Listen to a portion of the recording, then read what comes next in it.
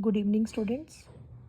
Today's topic is how many types are there for issuing the shares.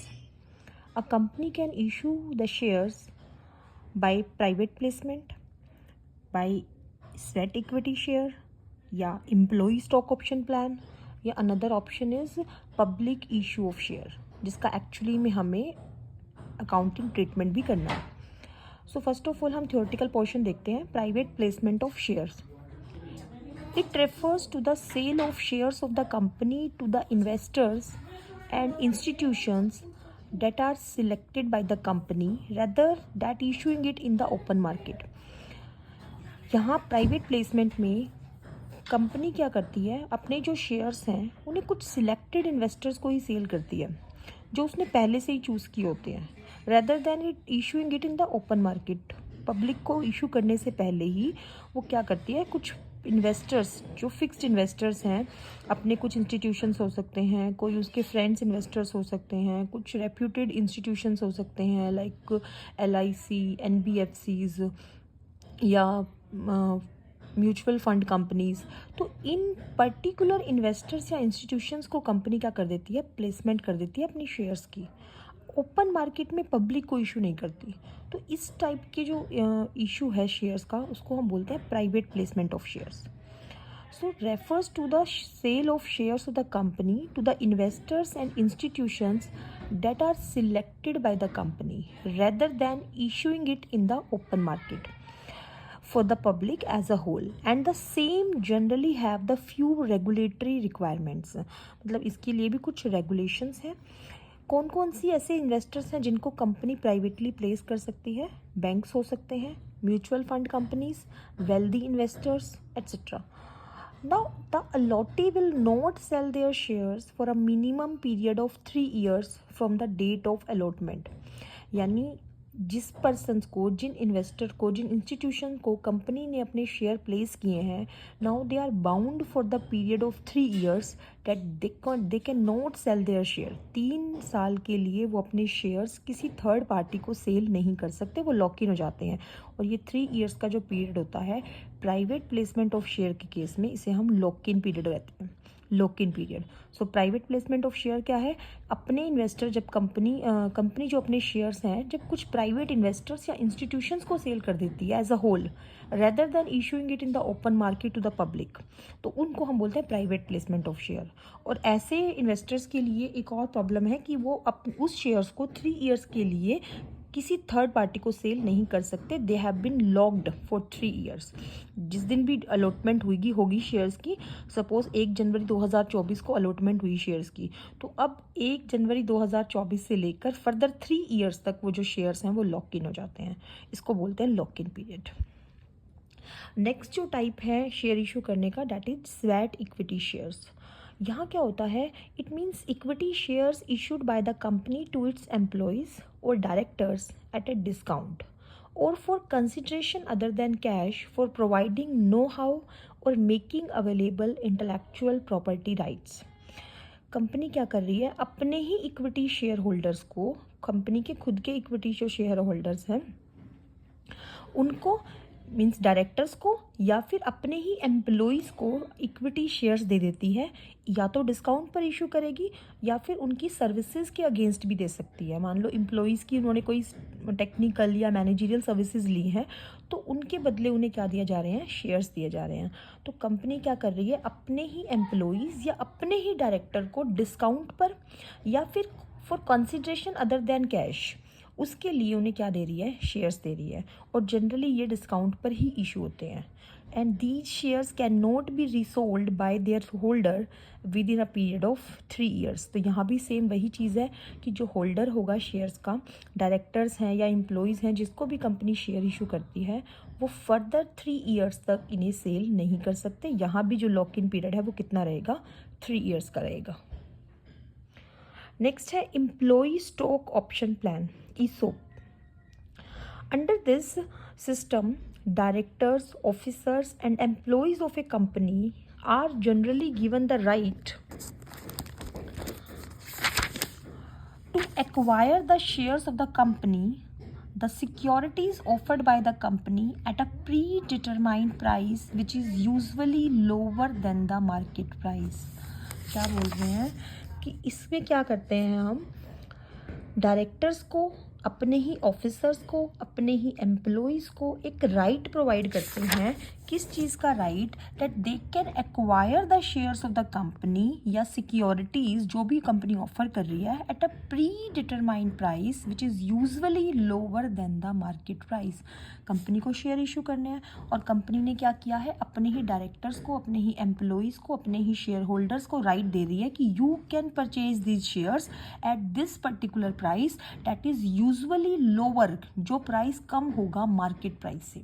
अगर company वही share market में issue करती है, suppose उनका शेयर पर शेयर 100 रुपीज़ है, तो कंपनी हो सकता है इनको 90 रुपीज़ पर शेयर पर ऑप्शन दे रही है कि आप चाहो तो परचेज कर सकते हो. यहाँ भी जो कंपनी के जो शेयर्स होंगे वो लॉक्ड होंगे, यानी लॉक इन पीरियड इनका भी होता है, बट वो जो लॉक इन पीरियड होगा that will be of 1 year. यही डिफरेंस है ईसोप में और स्वेट इक्विटी शेयर में.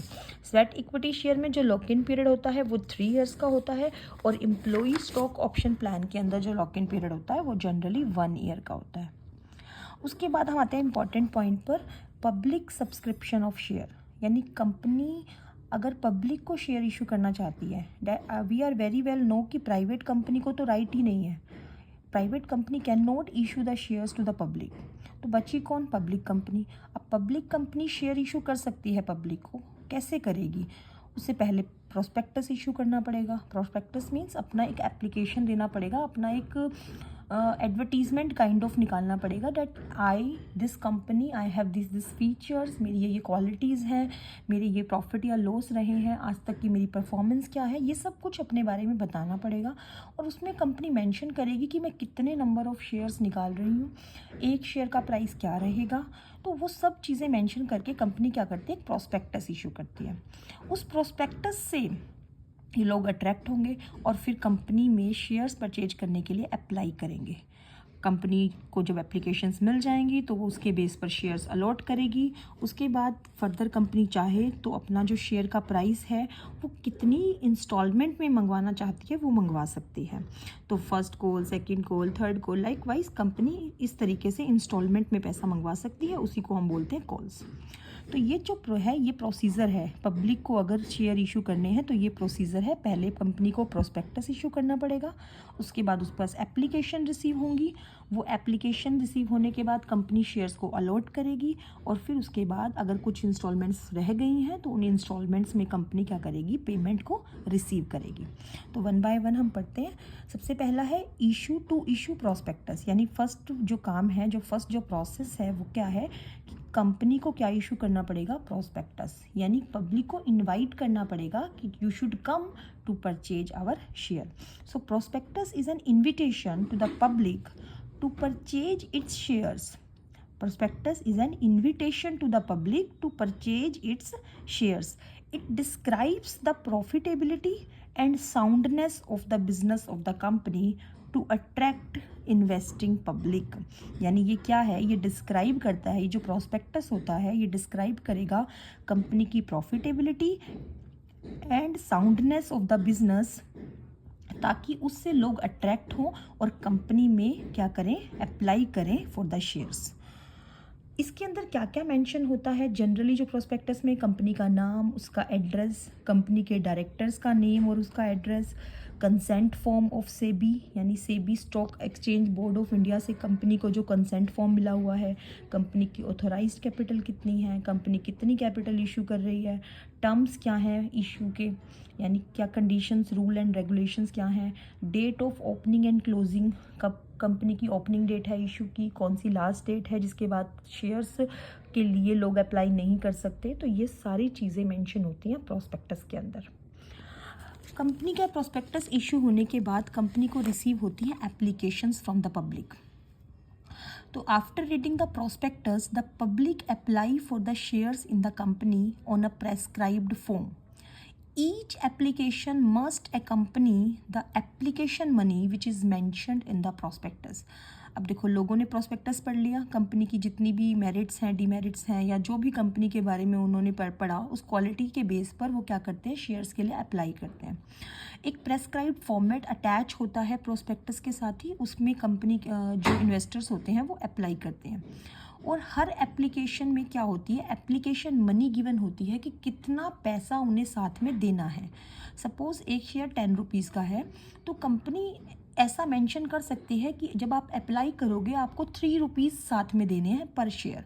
तो जिस पर्सन ने जितने भी शेयर लिए होंगे मल्टीप्लाई बाय 3 करके उसको पेमेंट करनी होगी। सपोज़ एक पर्सन ने 10,000 शेयर्स के लिए अप्लाई किया, तो 3 रुपीज़ एप्लीकेशन पर मंगवाए हैं कंपनी ने, तो वो जब एप्लीकेशन मनी पे करेगा, यानी एप्लीकेशन जब देगा, साथ में 30,000 रुपीज़ भी पे करेगा। इसको बोलते हैं एप्लीकेशन मनी रिसीव करना। और इसकी एंट्री कैसे होती है, कंपनी के पास पैसा रिसीव हो गया, तो जब भी पैसा आता है बैंक के थ्रू आएगा या कैश के थ्रू आएगा। अब बैंक एक पर्सनल अकाउंट है, डेबिट द रिसीवर, तो बैंक अकाउंट डेबिट, और टू शेयर एप्लीकेशन, क्योंकि पैसा किससे आया है, शेयर एप्लीकेशन से आया है। नेक्स्ट है, कंपनी को एप्लीकेशंस रिसीव होने के बाद कंपनी क्या करेगी, अलॉट कर देगी शेयर्स को, तो टू मेक अलॉटमेंट। अब application money is a part of share capital of the company and as such when the director allot the share application money is transfer to the share capital account. यानी कंपनी को application पर पैसा receive हो गया, वो जो पैसा एप्लीकेशन पर रिसीव हुआ हमने एंट्री की, bank account debit to share application. अब जब कंपनी शेयर्स को अलॉट करेगी, उस पैसे को कहाँ ट्रांसफ़र कर देगी, शेयर कैपिटल में, क्योंकि वो पैसा जितना भी, क्योंकि अभी इंस्टॉलमेंट में मंगवा रही है, अभी थोड़ा पैसा एप्लीकेशन पर मंगवाया, कुछ अलॉटमेंट पर मंगवा लेगी, कुछ फर्स्ट कॉल पर, कुछ सेकंड कॉल पर, तो ऐसे वो जो जितना भी पैसा टोटल कंबाइन होकर आएगा वो जाएगा कहाँ, शेयर कैपिटल में, क्योंकि है तो शेयर कैपिटल ही ना।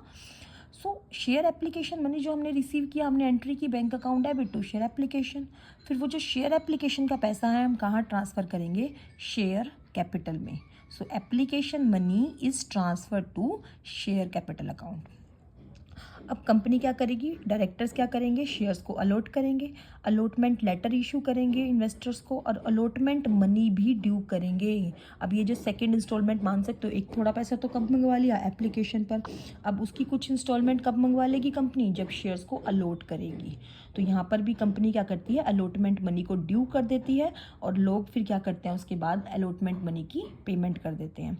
तो जब सेम एंट्री रहेगी, पहले एप्लीकेशन, देखो एप्लीकेशन पर पहले पैसा रिसीव हुआ, उसके बाद हमने उसे ट्रांसफ़र किया, यहाँ हम पहले ही ड्यू कर देंगे, हम share allotment account debit to share capital, उसके बाद पीपल क्या करेंगे, इन्वेस्टर्स क्या करेंगे, उसकी पेमेंट करेंगे, तो एंट्री होगी bank account debit to share allotment. तो पहले हमने शेयर अलॉटमेंट को ड्यू कर दिया कि शेयर अलॉटमेंट का भी पैसा आएगा, कहाँ ट्रांसफ़र करेंगे, शेयर कैपिटल में, और फिर वो जो पैसा अभी तक रिसीव तो नहीं हुआ ना, जब रिसीव करेंगे तो एंट्री करेंगे bank account debit to share allotment. Same way जब शेयर्स अलॉट हो गए तो उसकी नेक्स्ट इंस्टॉलमेंट, यानी फर्स्ट कॉल और सेकेंड कॉल्स, या फर्दर जितनी भी कॉल्स कंपनी ने, जितनी भी कॉल्स में पैसा मंगवाया है, जनरली वो फर्स्ट कॉल और सेकंड कॉल तक ही रहता है। बाकी जितनी भी इंस्टॉलमेंट में मंगवाया है उतनी इंस्टॉलमेंट में हम रिसीव करेंगे और ड्यू भी करेंगे। सो अगर suppose next call first call company due करती है, तो इसमें भी सेम प्रोसीजर जैसे हमने अलॉटमेंट में किया, पहले कंपनी ड्यू करेगी तो first call account debit to share capital, और फिर उसका पैसा रिसीव करेगी तो एंट्री होगी bank account debit to first call. जब भी पैसा आता है, पैसा डेबिट होता है, bank account debit to first call. ऐसे ही सेकंड कॉल में सेम, कंपनी ड्यू करेगी, second call account debit to share capital, और फिर पैसा रिसीव करेगी bank account debit to second call. तो ये था पूरा हमारा पब्लिक सब्सक्रिप्शन। 4 स्टेजेस हैं इसकी। सबसे पहले कंपनी इशू करती है शेयर्स, प्रोस्पेक्टस इशू करने के बाद लोग अप्लाई करते हैं शेयर्स के लिए। जब अप्लाई करते हैं साथ में उन्हें एप्लीकेशन मनी पे करना होता है, और कंपनी पैसा क्या करती है, रिसीव करती है। कंपनी अपनी बुक्स में एंट्री करेगी bank account debit to share application. उन एप्लीकेशंस के बेस पर कंपनी शेयर्स को क्या कर देती है, अलॉट करती है। जब अलॉटमेंट करेगी तो जो शेयर एप्लीकेशन पर पैसा आया था उसको ट्रांसफ़र कर देगी शेयर कैपिटल में। तो share application account debit to share capital, और अलॉटमेंट का जो मनी है उसको भी क्या कर देगी, साथ में ड्यू कर देगी, share allotment account debit to share capital. Later on जब इसका पैसा रिसीव होगा तो एंट्री क्या होगी, bank account debit to share allotment. Same way first call और सेकंड कॉल में, पहले फर्स्ट कॉल ड्यू होगी तो first call account debit to share capital, और पैसा जब रिसीव होगा तो bank account debit to first call. Same way second call में भी, सेकंड कॉल पहले ड्यू होगी, second call account debit to share capital and later on when it will be received bank account debit to second call. इतना अगर clear हो गया है तो पहले इसकी प्रैक्टिस करें, राइट डाउन करें अपनी जर्नल एंट्रीज़ को, ओनली जर्नल एंट्रीज़, कि पहले हमारी जो ये डिफरेंट 4 स्टेजेस हैं, application, allotment, first call and second call, इनकी एंट्रीज़ क्या होंगी। सबसे पहले शेयर एप्लीकेशन मनी रिसीव होगा तो bank account debit to share application, फिर शेयर एप्लीकेशन के पैसे को हम ट्रांसफ़र करेंगे कहाँ, शेयर कैपिटल में, तो share application account debit to share capital. फिर हम अलॉटमेंट को ड्यू करेंगे, allotment account debit to share capital, allotment पर फंड रिसीव होगा, bank account debit to share allotment. फिर फर्स्ट कॉल ड्यू होगी, first call account debit to share capital, fund receive होगा, bank account debit to first call. So ये आप यहाँ तक revise करें। उसके बाद हम नेक्स्ट स्टार्ट करेंगे इसका अकाउंटिंग ट्रीटमेंट, कि इशू ऑफ शेयर्स, कितने तरह से शेयर इशू हो सकते हैं, at par, at premium, at discount, उसका डिस्कशन नेक्स्ट वीडियो में करेंगे। Thank you so much.